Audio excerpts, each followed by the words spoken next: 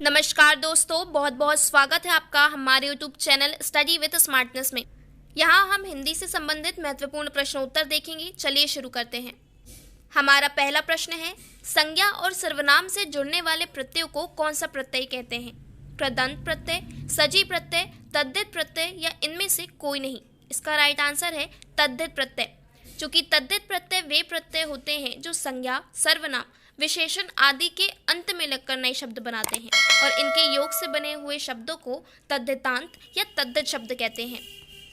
Next question है, वर्ण है ओष्ठ, दंत, मूर्धन्य या तालव्य। इसका राइट आंसर है दंत।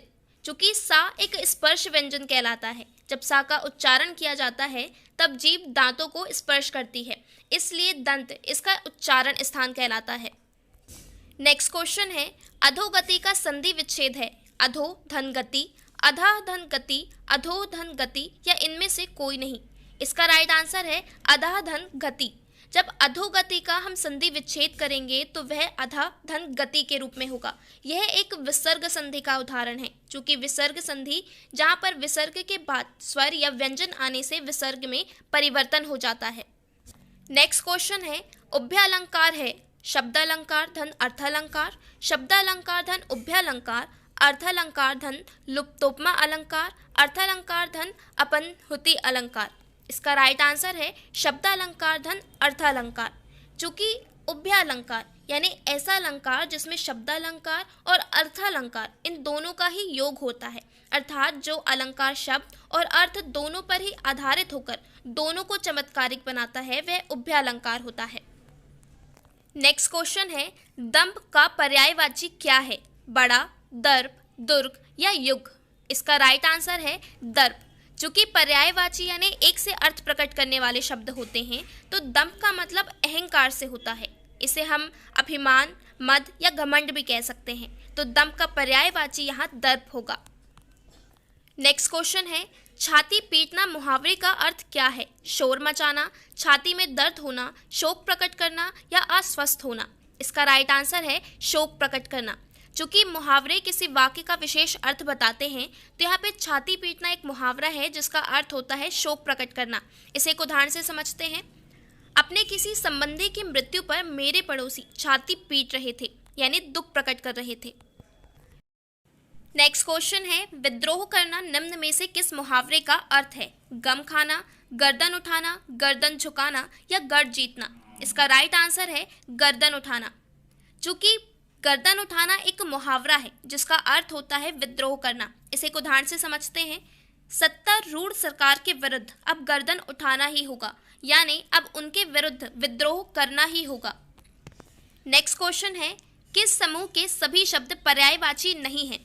सूक्ष्म, महीन, बारीक, छीना, सुष्ठु, अच्छा, साफ, भला, साहस, हिम्मत, हौसला, जरूरत, सरल, सुबोध, युगम, सहज। इसका राइट आंसर है सुष्ठु, अच्छा, साफ, भला। ये पर्यायवाची समूह नहीं है क्योंकि यहाँ पे सुष्ठु इसका मतलब होता है अत्यंत, जबकि बाकी जो शब्द युग्म और समूह हैं वो सभी पर्यायवाची हैं। नेक्स्ट क्वेश्चन है, उन्माद का संधि विच्छेद होगा उन धन याद, उत धन माद, उत धन गात, उन धन मान।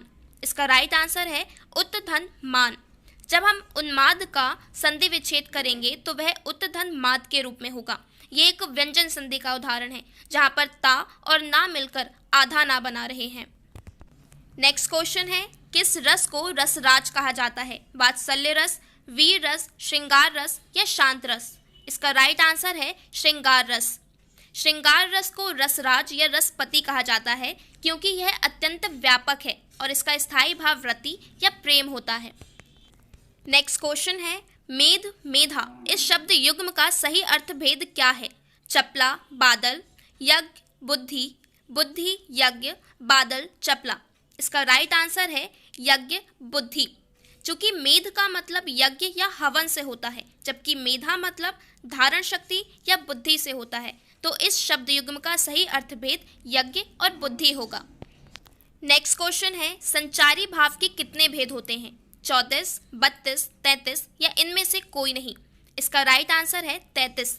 संचारी भाव यानी अस्थायी भावों से उत्पन्न होने वाले भावों को संचारी भाव कहते हैं। ये परिवर्तनशील होते हैं और इनकी संख्या 33 मानी गई है। नेक्स्ट क्वेश्चन है, पुष्पित में प्रत्यय है इत, अत, एत या इनमें से कोई नहीं। इसका राइट आंसर है इत।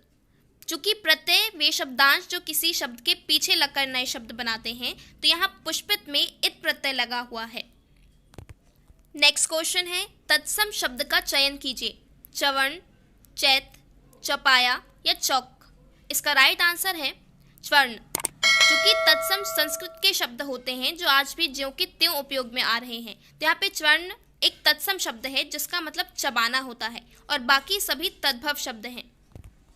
नेक्स्ट क्वेश्चन है, अथ का विलोम क्या होगा, यति, इति, आरंभ या शुरुआत। इसका राइट आंसर है इति। चूंकि विलोम यानी विपरीत अर्थ प्रकट करने वाले शब्द होते हैं, तो यहाँ अथ का मतलब होता है आरंभ या शुरुआत करना, जबकि इति यानी अंत या समाप्ति होता है। ये आज के हमारे हिंदी के इंपॉर्टेंट क्वेश्चंस थे। Thanks for watching study with smartness. Please like, share and subscribe.